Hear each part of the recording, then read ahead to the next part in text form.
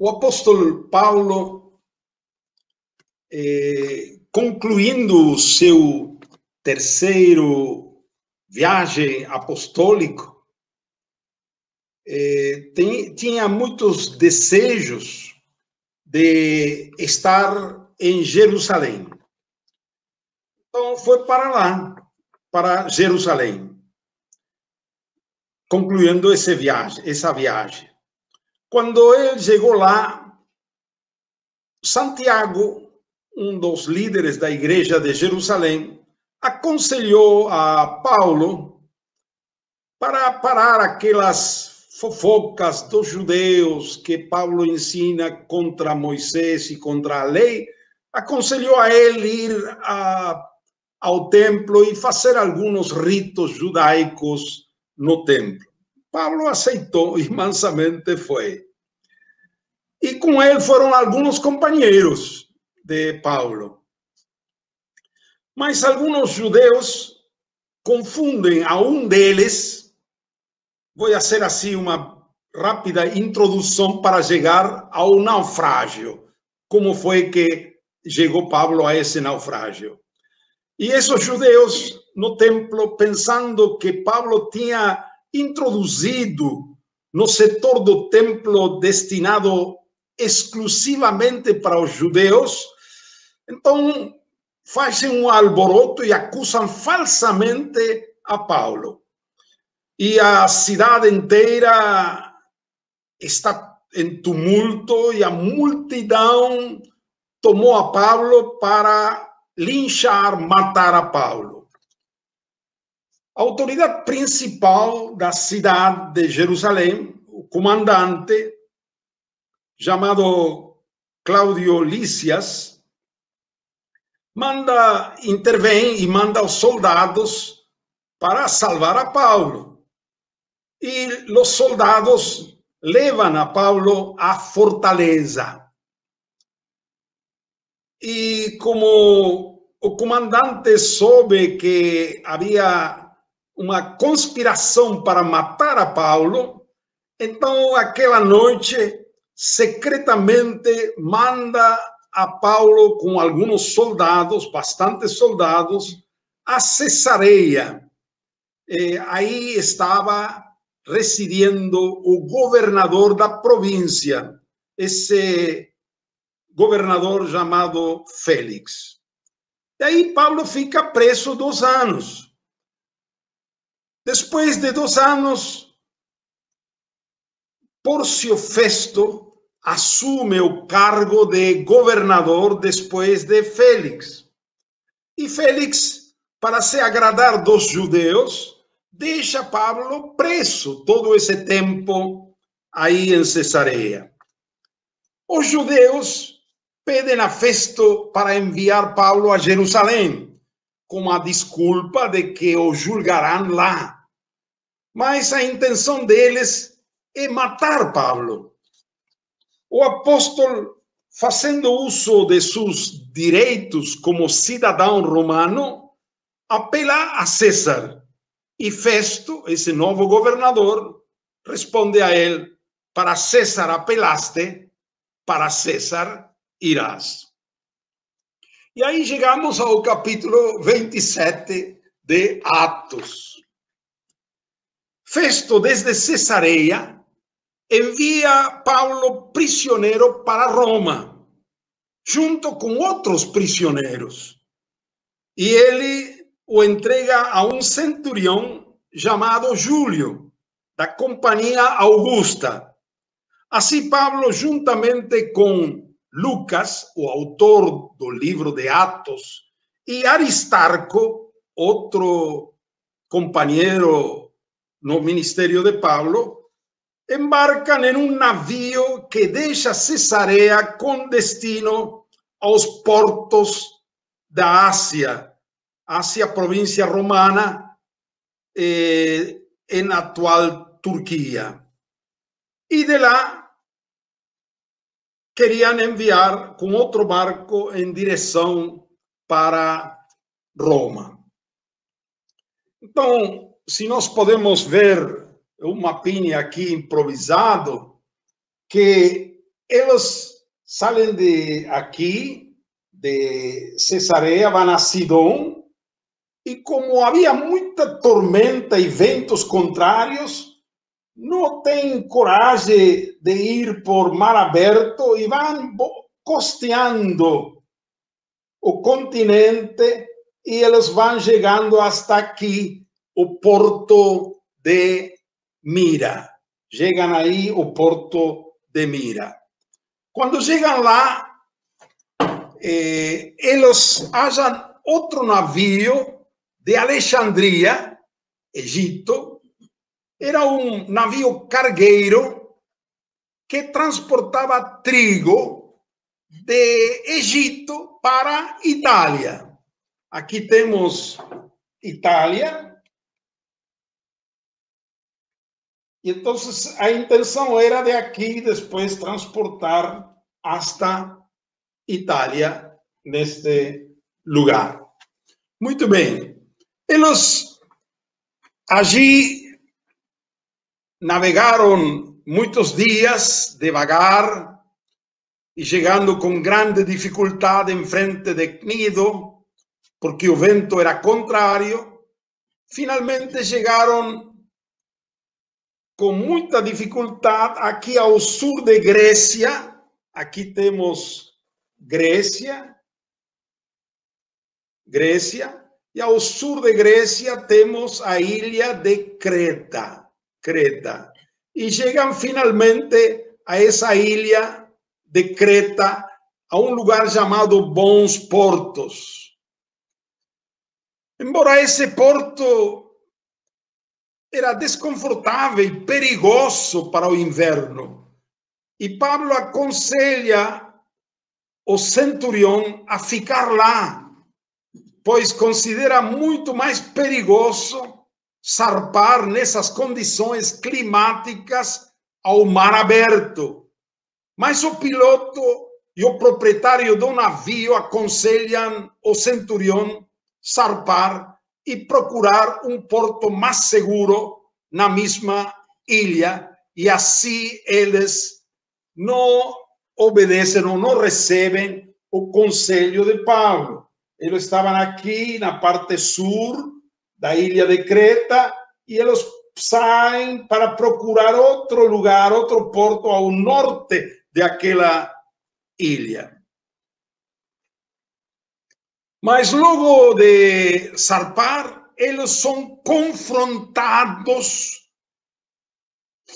com um furacão chamado Euroaquilão, que arrasta furiosamente o navio e eles não podem controlar isso. E abaixando as velas, eles estão à deriva, arrastados por esse furacão Euroaquilão. E aí temos o texto de Atos 27, 18 e 20, que diz assim: andando nós agitados por uma veemente tempestade, no dia seguinte aliviaram o navio. É decir, o trigo que estavam transportando, tiraram na água para aliviar o navio. E ao terceiro dia, nós mesmos, com as próprias mãos, lançamos ao mar a armação do navio.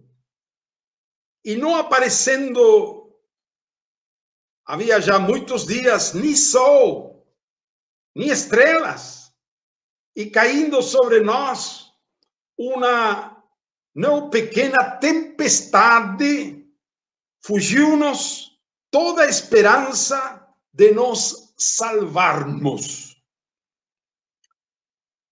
Esta situação tremenda que eles passavam com esse navio, já o furacão levou a navio ao mar aberto. Aqui já eles foram arrastrados para o mar aberto, estavam eles à deriva. Muito bem, eles, veja, perderam toda a tranquilidade, tiveram uma perda econômica,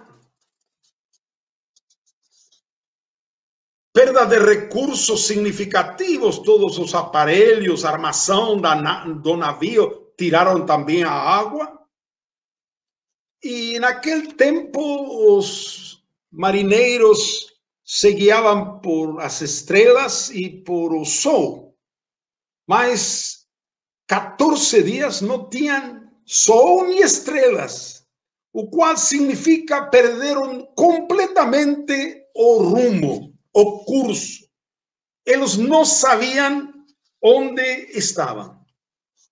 Agora, irmãos, hoje estamos em todas as nações do mundo, quase todas, frente a uma grande tempestade que se chama coronavírus ou Covid-19. As nações estão perturbadas. As principais nações estão mais perturbadas. Perda da tranquilidade. Há medo, angústia, incerteza. Hoje também, como de aquele navio, a perda econômica é muito grande. Os comércios parados, as fábricas paralisadas, não há movimento nas ruas, a economia está sofrendo um golpe muito forte e também recursos significativos estão todos paralisados, as fábricas não funcionam e um dano econômico enorme. Os líderes mundiais hoje estão desconcertados. Não há sol, não há estrelas. Todos os governadores ou governantes dizem: nunca passamos uma situação como esta. Não há um rumo claro. Há muito temor e incerteza. Há uma perda também da esperança. E nós temos uma grande pergunta. Qual é o objetivo de Deus na tempestade que hoje chicoteia o mundo? Qual é? Porque sabemos que Deus está no controle de todas as coisas. Não podemos falar de um só objetivo.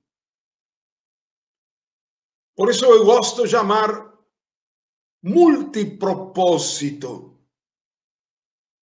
Deus tem um propósito para as nações. As nações, os governantes, especialmente no Ocidente, que tem esquecido a Deus, ignorado a Deus. Deus está falando para chamar as nações ao arrependimento. Deus tem um propósito para a igreja. A igreja também hoje deve entender que está falando Deus a ela. Qual é o plano de Deus? Como a igreja tem que agir no mundo de hoje? Deus tem um propósito para cada indivíduo. Deus está retornando-nos à câmara secreta, à oração pessoal. Deus tem um propósito para a família. Muitas vezes não tínhamos tempo para estar em casa com a família. E agora estamos em casa com a família. Deus tem multipropósitos. Mas eu gostaria focalizar alguns propósitos gerais para todos, para toda a humanidade.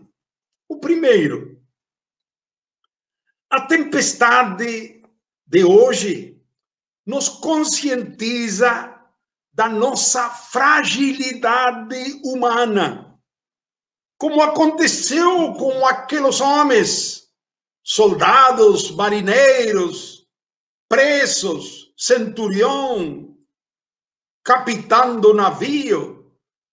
Perante da tempestade, todos sentem sua fragilidade. Hoje nós também estamos conscientizados de nossas limitações.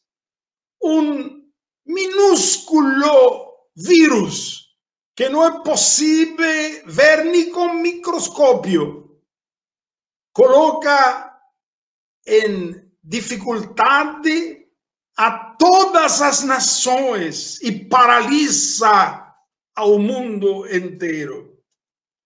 Isso fala de nossas limitações. Hoje nos tornamos conscientes de que existem forças que não podemos controlar. Nos tornamos conscientes também da fragilidade dos sistemas econômicos, esta sociedade de consumo, baseado no mercado, capitalismo, tem criado uma injustiça social muito grande. A brecha entre os ricos e os pobres cada vez é maior. E isto não é agradável perante de Deus. Também esta tempestade nos ajuda a ter mais consciência da realidade, da proximidade da morte. Somos mortais e temos que ter consciência de que somos fracos e estamos todos expostos à morte e não sabemos quando. Pode ser com coronavírus ou sem coronavírus. Nossa vida é totalmente frágil. Um segundo propósito com esta tormenta. A tempestade de hoje nos ajuda a ordenar nossa tabela de valores. Nos ajuda a discernir entre aquilo que é essencial e o prescindível. Tem coisas prioritárias e coisas secundárias. Nos ajuda a descobrir que a vida é mais que a comida e que o corpo mais que as roupas. Exatamente como Jesus falou em Mateus capítulo 5. Que a família é mais importante que a casa. Que a paz, a harmonia familiar é mais importante que o conforto material que podemos ter em casa. Nos ajuda a ser mais conscientes também do valor da espiritualidade. É mais importante a comunhão com Deus e com sua palavra que gastar tantas horas com programas de televisão ou com filmes. Nos ajuda a valorizar as pessoas mais que as coisas. Queridos irmãos, o bom neste naufrágio do mar Mediterrâneo, com Paulo e todos os outros, é que nesse navio, naquele barco, no meio da tempestade, havia um homem de Deus chamado Paulo. Paulo falou aos companheiros do barco com verdade e amabilidade. E deu a eles uma palavra de encorajamento e esperança, baseado no Senhor. Ele falou dizendo o que Deus tinha revelado. Compartilhou com eles que aquela noite um anjo de Deus o visitou a Paulo e deu uma palavra que vem de Deus, dizendo que o navio seria afundado e todas as coisas materiais também seriam perdidos. Mas Paulo rogou a Deus em oração pela vida dos 276 pessoas que viajavam naquele navio. Por cada um deles, ele intercedeu, pediu a Deus, e Deus concedeu. E o anjo disse: nenhum deles vai perecer. A oração de Paulo foi ouvida. Que maravilha! O nome de Deus no navio, naquela tempestade. E um contraste muito grande. Paulo não só pediu a Deus por sua própria salvação, sino por todos. Não era um homem egoísta, como foram aqueles marinheiros que estavam naquele navio. Eles ficaram perdidos, toda aquela nave, por 14 dias. Não sabiam onde estavam. Mas depois de aqueles 14 dias, eles lançaram a sonda ao mar e descobriram que estavam a 36 metros de profundidade. Depois de aí a pouco, lançaram novamente a sonda e havia 27 metros. Isso era indicativo que estavam aproximando-se a alguma terra, alguma ilha.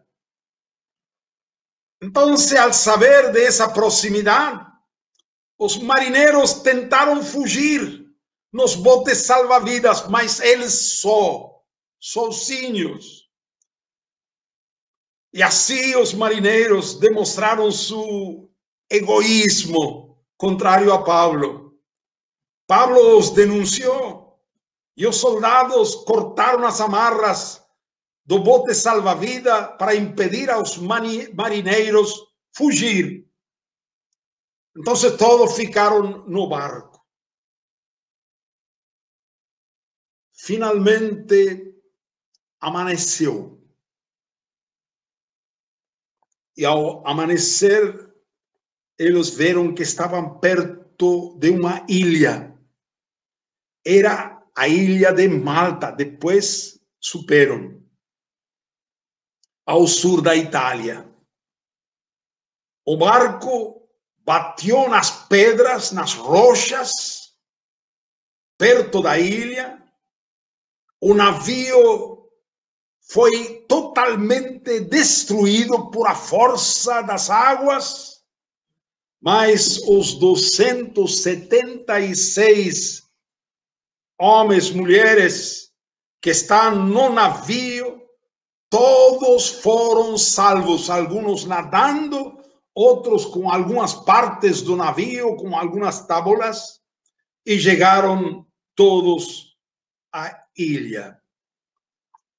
E ficaram lá.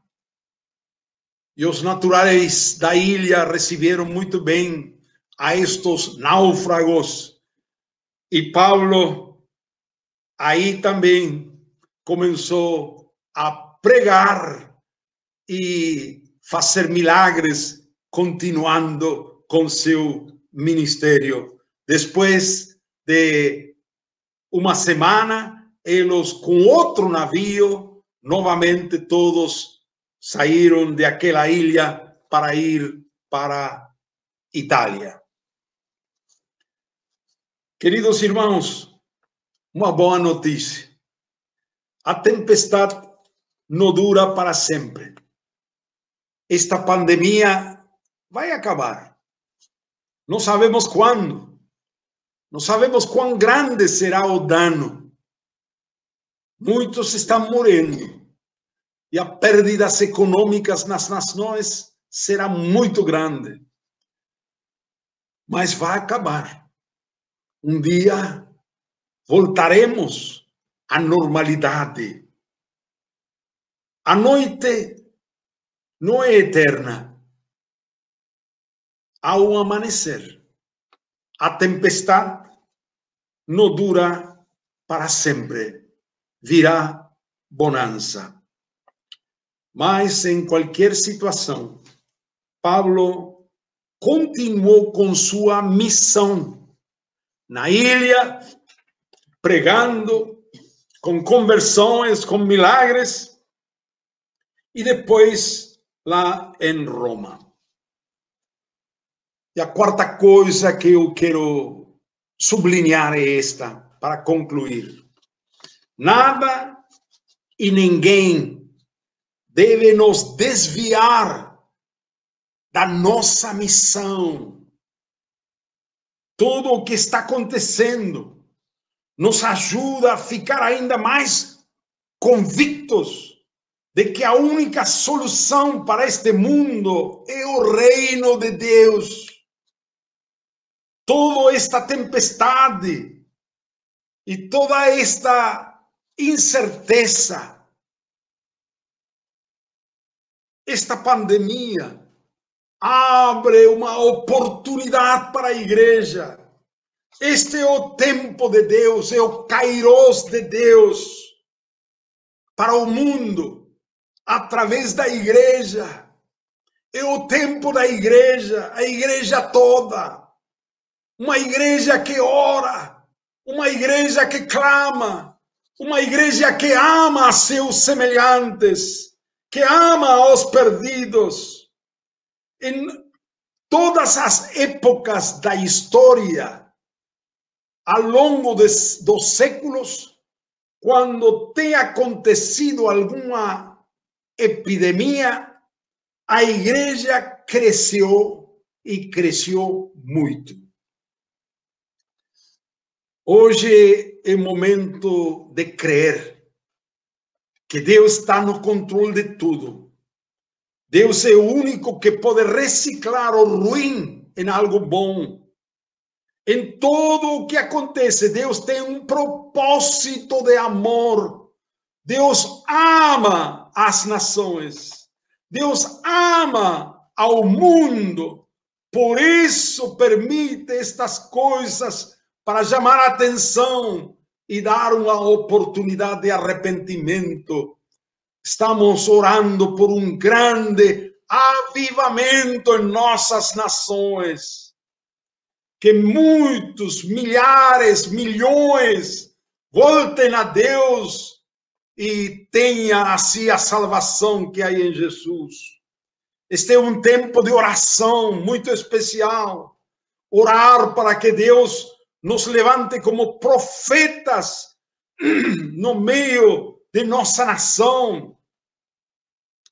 Este é um momento de nós consagrar-nos mais uma vez à nossa missão, ao chamado de Deus. Nossa missão é trazer a paz no meio da tempestade. Nossa missão é dar a palavra de Deus no meio da confusão. Temos uma mensagem de fé, de esperança. Temos boas novas para todos os aflitos. Nossa missão é chamar aos homens ao arrependimento, à conversão, como a única e definitiva saída para nosso país e para todas as nações do mundo.